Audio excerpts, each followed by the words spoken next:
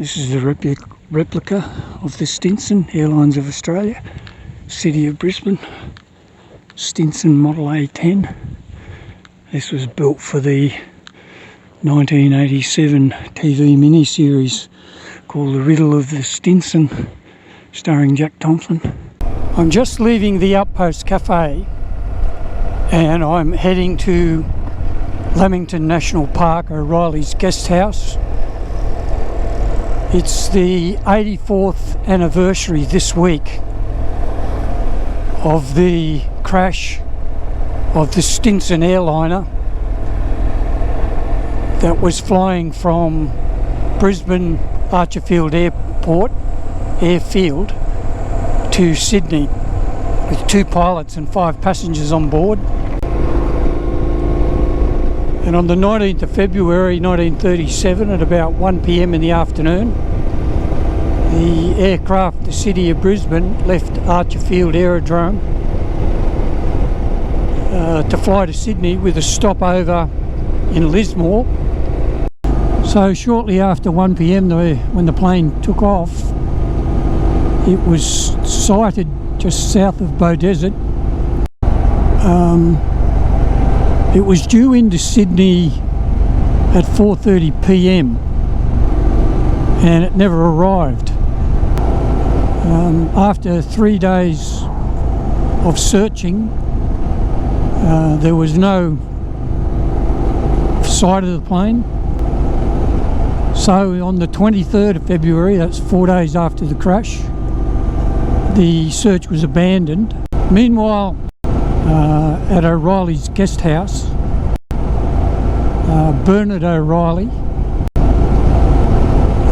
he was receiving his weekly mail run, newspaper run, supply run. He was reading the newspapers, which by this time were almost a week old, reporting a crash, and he recalls talking to people, locals, that had heard the plane on the 19th of February and people that had seen the plane on the 19th of February. So he figured that perhaps the plane had not got enough altitude to clear the McPherson Ranges, which is on the border of Queensland, New South Wales, and that it had crashed. So he got his maps out of the area. He drew a line from where the plane was last seen, and he drew a line between there and Lismore, and he figured that if he could follow that line, he might find the wreck of the plane. So the next day he set off, and he thought that if the plane had crashed, it had likely caused a fire. So when he was climbing a tree, he looked into the distance and he saw a slight orangey yellow smudge in amongst the tree canopy, and he thought that possibly could be it. I'll aim for it. He got within several hundred metres of where he thought that smudge on the tree canopy was. He gave a coo-wee, loud as he could coo-wee, and he listened. And then came a response, a coo-wee back. And 100 or 200 metres later, he came across the site of the crashed Stinson, and there were 2 survivors. One was Joe Binstead, and the other was John Proud. And John Proud had a fractured leg, and it was covered by maggots. And they said that there was a 3rd survivor, a man called James Westray, and he had set off on the day after the crash to get help. And so when Bernard O'Reilly found them, and got their story. He made a fire, gave them some sweet tea with sugar, and made some damper, and left them all his food and said, "I am going to get help, I will be back." So he set off following the trail that had been left by James Westray, and he's come to a waterfall. O'Reilly climbed down to the waterfall, walked several hundred metres along the creek, and there he found James Westray sitting with his foot in the creek. And O'Reilly walked up and touched him on the shoulder, and then realised that he was dead. O'Reilly out followed Christmas Creek, found a farmhouse. They got a rescue team together, and they hacked their way back up. And here we are, O'Reilly's.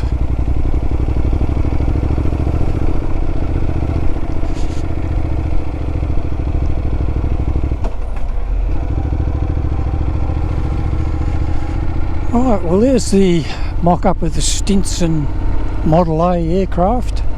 We'll go and have a look at it. And the guest house.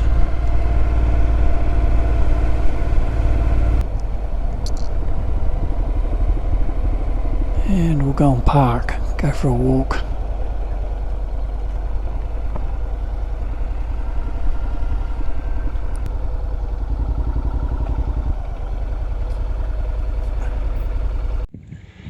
This is the replica of the Stinson, Airlines of Australia, City of Brisbane, Stinson Model A10.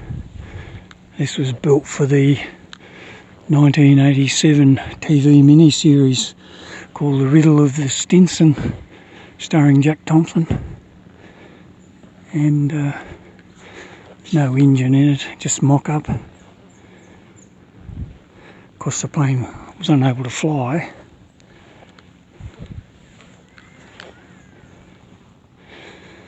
Yes, I think they need to think about covering it. It's just going to deteriorate as time goes by. Which will be a shame, but they really need to do something about it. And at the actual crash site itself, there's almost nothing left. There's a bit of the frame piping you can see here. Bit of that left, the piping, bit of the frame, and the main shaft from the propellers embedded in the mountain. That's about all that's left. Yes, this model is the original replica of the Stinson airline, used in the 1987 film Riddle of the Stinson, starring Jack Thompson.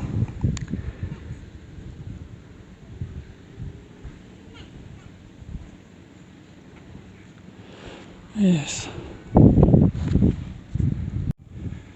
This is the bronze statue commemorating Bernard O'Reilly finding the survivors, two survivors, Binstead and Proud, two survivors of the Stinson crash. So the plaque says commemorating the courage, determination and bushcraft of Bernard O'Reilly, who on February 28, 1937 found and organised a rescue of John Proud and Joe Binstead, survivors of the Stinson Airliner disaster in Lamington National Park, unveiled by Her Excellency the Governor of Queensland, Lenine Ford AC, March 2nd, 1997, being the 60th anniversary of this remarkable Australian story. 27th February 1937, extensive search fails to locate the plane. Bernard decides to conduct his own search of the Lamington National Park. 19th February 1937, en route from Brisbane to Sydney, Stinson Airliner VHUHH disappears without trace. Farmers from the surrounding district carry the survivors down the mountains to safety. Bernard finds crash survivor James Westray, who died after falling down a waterfall while going for help. Yes, in Bernard O'Reilly's book Green Mountains, he describes that, and he says that when he found Westray, he was sitting upright with a cigarette tin in his hand, his foot in the creek, but he was dead. And Bernard discovers the crash with John Proud and Joe Binstead still alive. They survive on water collected in a flask. It's a remarkable feat of bushmanship and survival. After 2 days searching the rainforest, Bernard sights a burnt out tree. Could it be the missing plane? So he climbs up a tree and he looks in the distance and he finds a different colour canopy, orangey brown, yellow, and that's the crash site. Yes, a remarkable piece of history.